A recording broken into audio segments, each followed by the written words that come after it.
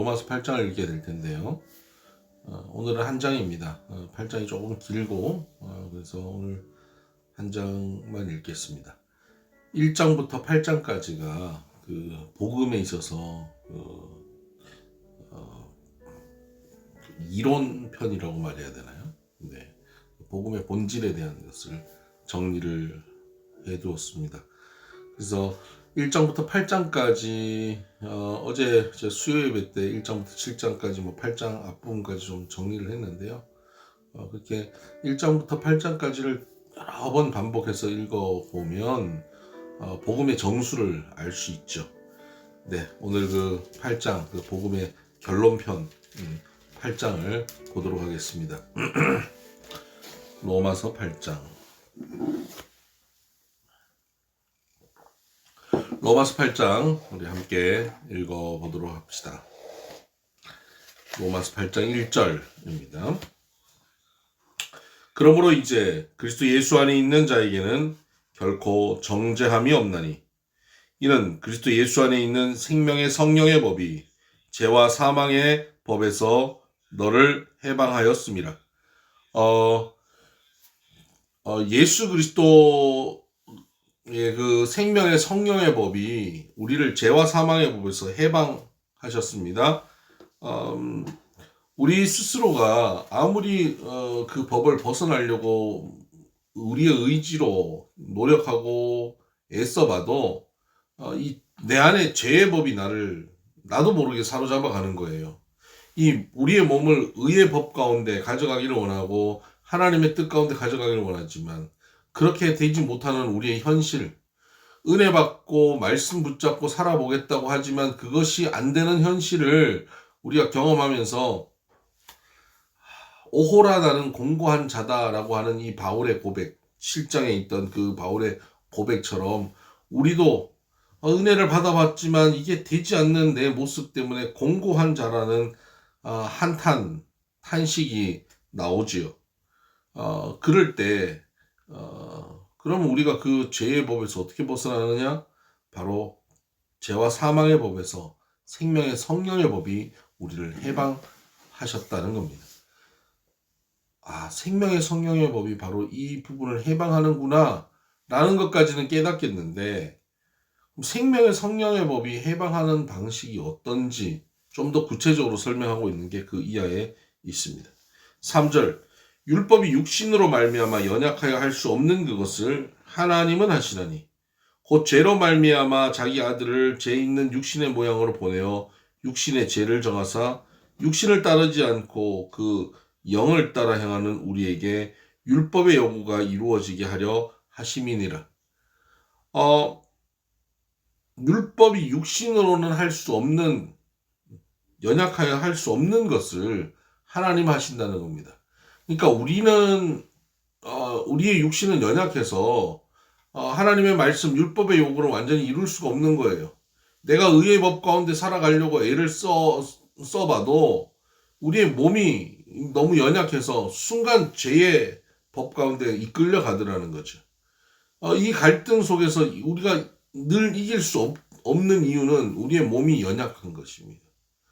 그런데 이 율법의 요구를 늘 의의 길, 선의 길로 인도할 수 있는 율법을 이룰 수 있는 길은 뭐냐? 하나님만 하실 수 있다는 거죠. 나는 못합니다.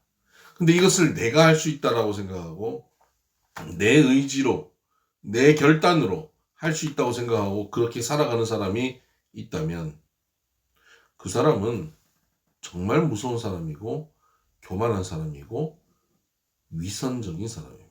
사실은 그럴 수 없습니다. 근데 남들에게 그렇게 보이느라 굉장히 노력하고 자기를 감추고 스스로를 속이는 것입니다. 이 일은 하나님만 하실 수 있습니다. 하나님께서 우리 가운데서 이 의의 길을 가게 하시는 것이. 그래서 4절에 우리가 읽었는데 우리에게 율법의 요구가 이루어지게 한다. 어떻게 해요? 영을 따르게 해서. 하나님만 하실 수 있는데 하나님이 우리에게 오셔서 하나님의 영을 우리가 따르게 함으로 우리가 그 일을 이루게 하신다는 겁니다. 5절 육신을 따르는 자는 육신의 일을, 영을 따르는 자는 영의 일을 생각하나니 육신의 생각은 사망이요 영의 생각은 생명과 평안이니라. 영을 따르면 하나님께서 우리 안에 율법을 완성시킵니다. 그럼 영을 따른다고 하는 것은 뭐냐? 영을 따르는 자는 영의 일을 생각한다. 성령을 따른다고 하는 것은 성령의 일을 생각하는 사람이구나. 늘 우리의 생각이 성령의 일을 생각하고 사는 거예요. 오늘도 우리가 살아갈 때 매 순간 매일 오늘 우리가 살아가면서 내 삶의 영으로 오신 성령으로 임재하신 하나님의 뜻, 하나님의 나라, 하나님의 마음, 어떤 일에 대한, 어떤 사람에 대한 하나님의 입장, 하나님의 가치관, 하나님의 기대가 무엇인지를 계속 생각하는 거예요. 생각한다고 우리가 답을 다 알 수 있는 건 아니죠. 언제나 우리가 하나님의 뜻을 명확하게 알 수 있는 건 아니잖아요. 네, 아니에요. 하나님의 뜻을 명확하게 찾고 하나님의 뜻을 100% 아는 것 이전에 우리에게 뭐가 필요하냐? 하나님의 뜻을 생각하는 거예요. 하나님의 일을 생각하는 거예요. 그냥 생각하세요. 하나님은 무엇을 원하시는 건가? 그것이 기도이고 그것이 묵상입니다. 근데 그렇게 하나님의 일을 생각하는 것, 그것이 바로 하나님의 영을 따르는 것이랍니다. 그래서 육신의 생각은 사망이고 영의 생각은 생명과 평안이기에 하나님의 일을 생각하고 영의 일을 생각하고 있으면 우리 가운데 사망으로 가지 않아요. 사망이 뭐라 그랬죠? 하나님과 분리된 삶. 하나님과 분리되어 나누어져 있는 홀로 고립된 삶이 사망이에요. 그런데 영의 일을 생각하면 사망이 아니라 영생으로 가죠. 하나님과 친밀한 삶이 되죠. 그럼 그 사람에게는 어떤 현상이 벌어집니까? 생명과 평안이 있는 겁니다. 문제가 없는 것이 아니라 문제 가운데 생명과 평안을 누리는 겁니다. 영의 일을 생각하고 영과 함께 하나님의 영으로 충만하여 가는 사람은 눈앞에 문제가 없고 장애물이 없고 파도가 일어나지 않는 삶이 아니라 높은 파도가 있는 그 가운데서 생명과 평안을 누리고 사는 사람이고, 수많은 고난의 현장 가운데서 하나님이 주시는 즐거움과 기쁨을 맛보며 사는 사람, 그 사람이 영의 일을 생각하는 사람입니다. 7절 육신의 생각은 하나님과 원수가 되나니 이는 하나님의 법에 굴복하지 아니할 뿐 아니라 할 수도 없음이라. 육신에 있는 사람들은 하나님을 기쁘시게 할 수 없느니라. 만일 너희 속에 하나님의 영이 거하시면 너희가 육신에 있지 아니하고 영에 있나니 누구든지 그리스도의 영이 없으면 그리스도의 사람이 아니라. 그 육신에 속한 사람은 하나님의 일을 생각할 수 없고요. 하나님과 원수가 돼요. 하나님께 기쁨이 될 수가 없어요. 근데 우리가 그리스도와 함께 있으면, 그리스도께서 우리 안에 있으면, 그 성령이 우리 가운데 거하시면 말이에요. 성령이 우리 가운데 거하시면 우리는 그리스도의 사람이 되는 겁니다. 성령이 거하시지 않는 사람, 그리스도의 사람이 아닌 것이죠. 10절 또 그리스도께서 너희 안에 계시면 몸은 죄로 말미암아 죽은 것이나 영은 의로 말미암아 살아있는 것이니라. 예수를 죽은 자 가운데서 살리신 이의 영이 너희 안에 거하시면 그리스도 예수를 죽은 자 가운데서 살리신 이가 너희 안에 거하시는 그의 영으로 말미암아 너희 죽을 몸도 살리시니라. 그러므로 형제들아 우리가 빚진 자로 돼 육신에 져서 육신대로 살 것이 아니니라. 너희가 육신대로 살면 반드시 죽을 것이로되 영으로서 몸의 행실을 죽이면 살리라.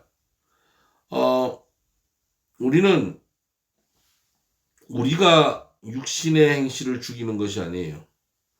영으로 육신의 행실을 죽이는 겁니다. 영으로 몸의 행실을 죽이는 거예요. 내가 내 의지로 죽인 게 아니다. 분명히 말하죠. 영으로 죽이는 거예요. 그 영으로 죽이는 삶. 그 사람은 14절 무릇 하나님의 영으로 인도함을 받는 사람은 곧 하나님의 아들이라. 영으로 육신의 행실을 죽이는 사람은 영으로 인도함을 받는 사람이다. 그런 겁니다.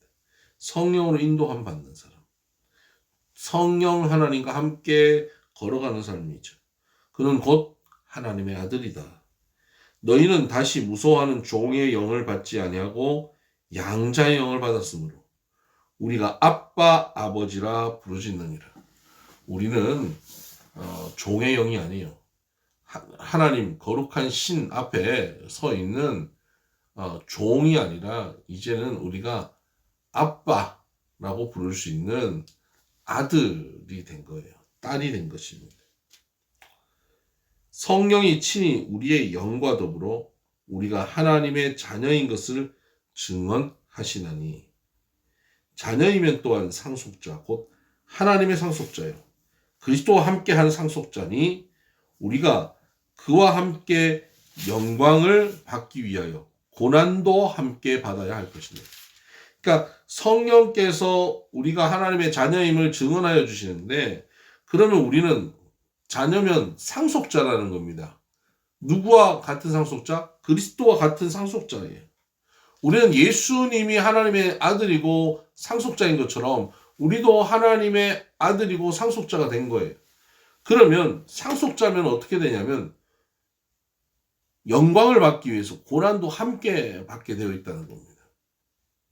상속자로서 그리스도께서 영광, 부활의 영광을 누리기 위해서 고난, 십자가의 고난을 받으셨잖아요. 오늘 우리도 이 주의 영과 함께 걸어가면 궁극적으로 그 영광을 받게 될 것이에요. 근데 그 영광은 무엇을 통과합니까? 고난이죠. 고난이라고 하는 것을 상속하여서 영광을 상속하게 되는 것입니다. 18절 생각하건대 현재의 고난은 장차 우리에게 나타날 영광과 비교할 수 없다.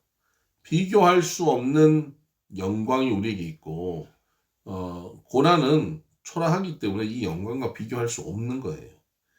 그래서 지금 눈앞에 있는 고난에 너무 힘겨워할 필요 없고 이 고난으로 실족할 필요가 없는 거예요. 하나님께서 이 고난보다 더 큰 영광을 우리에게 주십니다. 믿으시기를 바랍니다.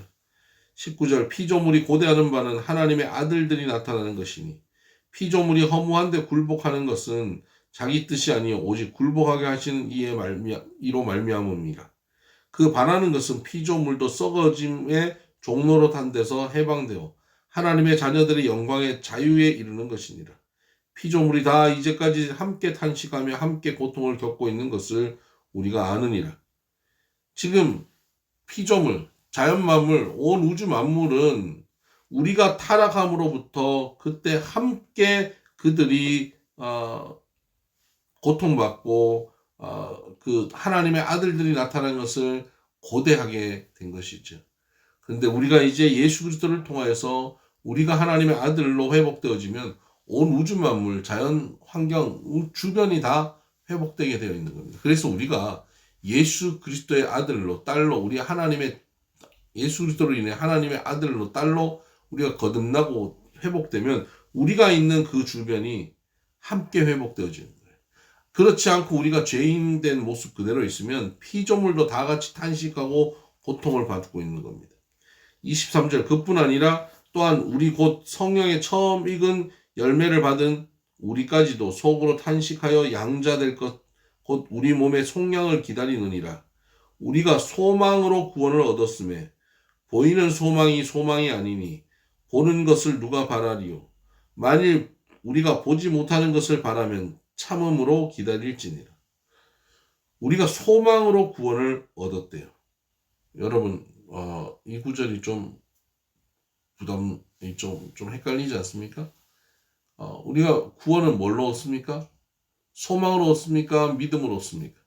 그러니까 이것을 교리적으로 문자적으로 신앙생활하면 여기서 헷갈리는 거예요. 소망으로 구원을 얻는다. 믿음으로 얻는데? 이거 잘못된 거 아니야? 이렇게 생각할 수 있죠. 로마서에 믿음에서 믿음으로 이루고 믿음으로 구원을 받는다라고 말씀하고 있는데 또 소망으로 구원을 얻는다라고 말씀하고 있죠. 왜 그럴까요? 이 소망이 그냥 우리의 막연한 바램, 소망이 아니에요. 이 소망이 어떤 소망입니까? 환난을 당할 때 인내하고 연단하고 거기서 나온 소망이에요.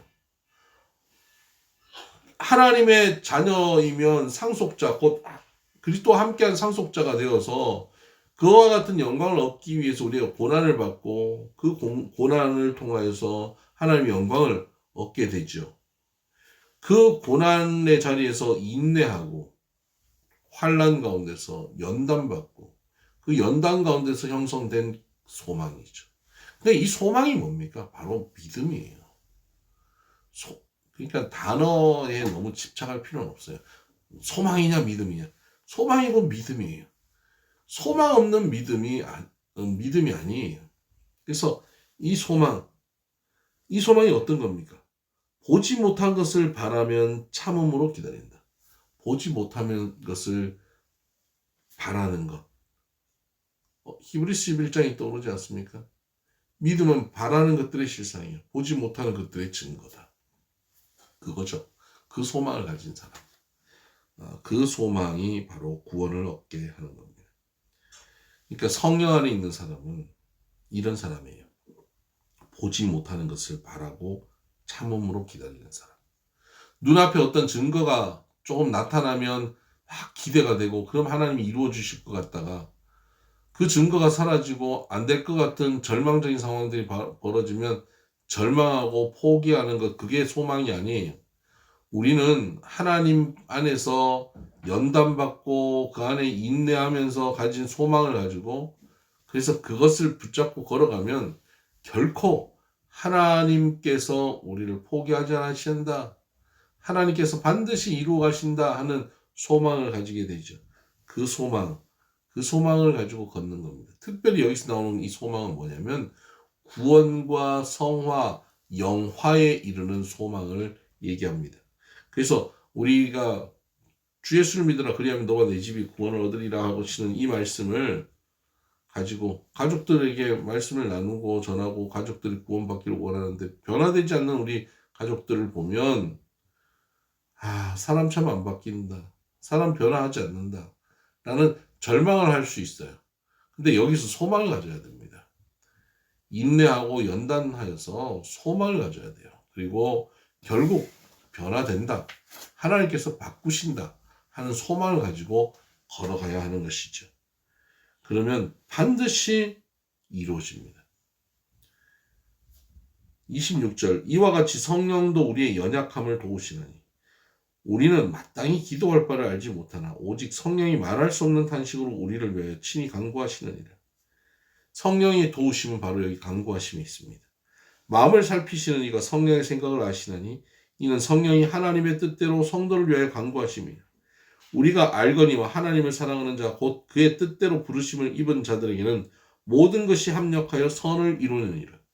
그렇죠? 우리가 성령께서 우리를 위해서 간구하시고 그리고 그 성령께서 간구하심으로 우리에게 일어나는 모든 일들, 좋은 일들뿐만 아니라 고통스럽고 아픈 일들, 실망스러운 일들까지 합력하여서 선을 이루십니다.